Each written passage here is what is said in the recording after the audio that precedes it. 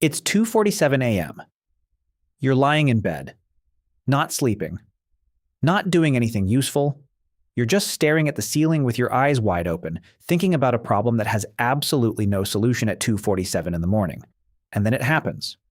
You pick up your phone, you open your texts, you go to a specific conversation, a specific person, someone you haven't talked to in weeks, maybe months, and you start typing. Right now. At 2:47 in the morning, you weren't going to do this. You knew you weren't going to do this. And yet your thumb is already there, typing something that starts with hey and is not going to end well for anyone. Congratulations, you just ran one of the oldest human behaviors that exists. No, seriously, this thing is 300,000 years old. Part 1. The pattern. You pretend you don't have. Let's be real for a second. There's a list. Everyone has a list. You never wrote it down anywhere, but it exists in your brain with perfect clarity. These are the people you only reach out to under very specific conditions. When you're sad in a specific way. When you've been drinking. When you're riding a high after some great news.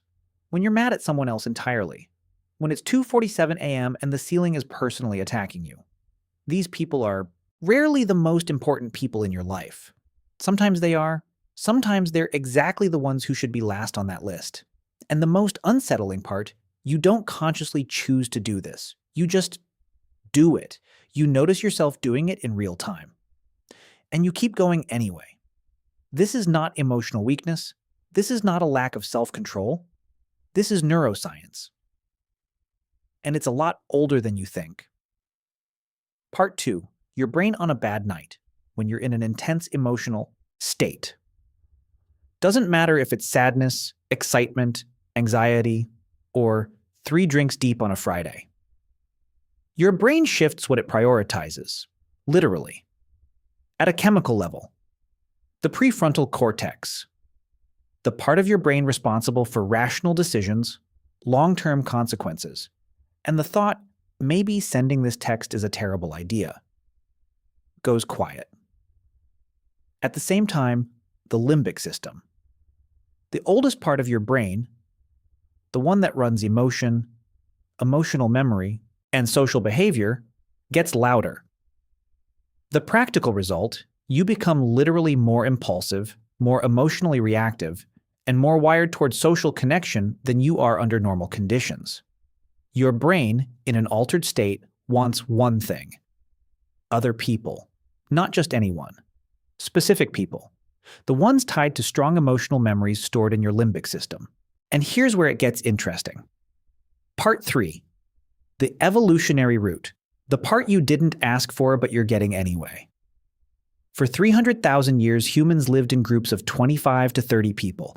This wasn't a lifestyle choice, it was survival. Outside the group, you were dead. Predators, weather, disease. No human lasted long alone on the African savanna.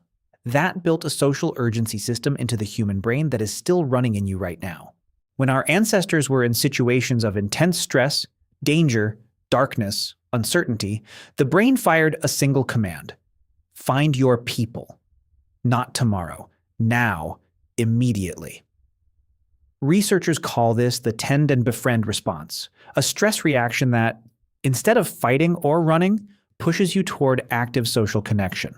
It was documented by UCLA psychologist Shelley Taylor in 2000, and it shows up especially in situations of ambiguous threat, when you don't know exactly what's wrong, but you know something is.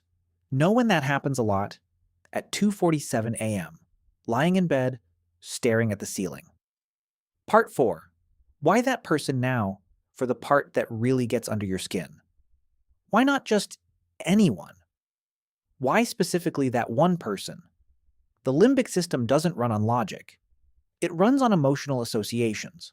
And it has a terrifyingly accurate memory.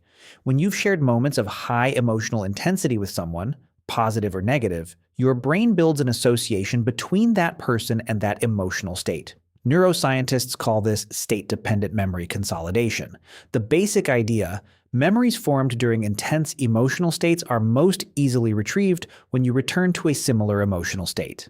In practice, The person who was with you on your worst night 2 years ago is neurologically filed under crisis contact. The person you called when you got that promotion, or that acceptance letter, or that text that changed everything, filed under good news. And when you land in that state again, your brain doesn't ask whether it's a good idea. It just pulls the file. It's exactly like when a song drags you back to a specific memory with surgical precision. Same mechanism, except instead of a song, it's a feeling. And instead of a memory, it's a person. The Tend-and-Befriend response was built for a group of 25 people sleeping 30 feet away from you. If you needed social connection at 2 a.m. in 150,000 BC, you just woke someone up. That person was there, available, physically present. Today, the people your limbic system has filed as important are scattered across different cities, different time zones, completely separate lives. But the urgency signal is the same. So you text them, someone who is asleep. Who's going to wake up to that notification? Who's going to spend the next 10 minutes lying there trying to figure out what on earth to say back to a message that started with, "Hey, been thinking about you," at 2:47 a.m.? You're not irresponsible. You're a primate with a data plan. A quick note on chemically altered states, because it would be irresponsible not to bring it up. Alcohol doesn't create new desires. It suppresses inhibitions, specifically the prefrontal cortex activity that normally filters your social impulses. In other words, that urge to text the wrong person was already there. The alcohol just fired the bouncer, which means, from a mildly uncomfortable perspective, what you do drunk at 2 a.m. isn't some fake version of you. It's a version of you with fewer filters running. What you wanted to send, you sent. You can sit with that at whatever pace works for you. It's 2:47 a.m. Now you know what's happening. The Tend-and-Befriend is active. The prefrontal cortex is offline. The limbic system pulled the file on the person with the strongest emotional association for the state you're currently in.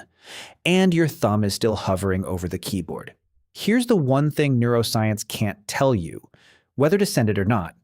Your brain doesn't know if it's a good idea. Your brain knows you're uncomfortable, and that this person has historically been associated with relief from that discomfort. That's a very simple equation for a very complicated situation. What changes when you know this is just one thing? The gap between the impulse and the action? The most honest question you can ask yourself when your thumb is frozen over that keyboard is this: do I actually want to talk to this person? Or do I just want to stop feeling what I'm feeling right now? Those are different questions. Sometimes the answer is the same. Sometimes it's not. You put your phone face down on the nightstand, right where you swore you'd leave it an hour ago. Your ancestor from 150,000 years ago, lying in the dark on the savannah, would have just woken someone up. You have the option to wait until morning. Use it or don't. But now you know what's happening.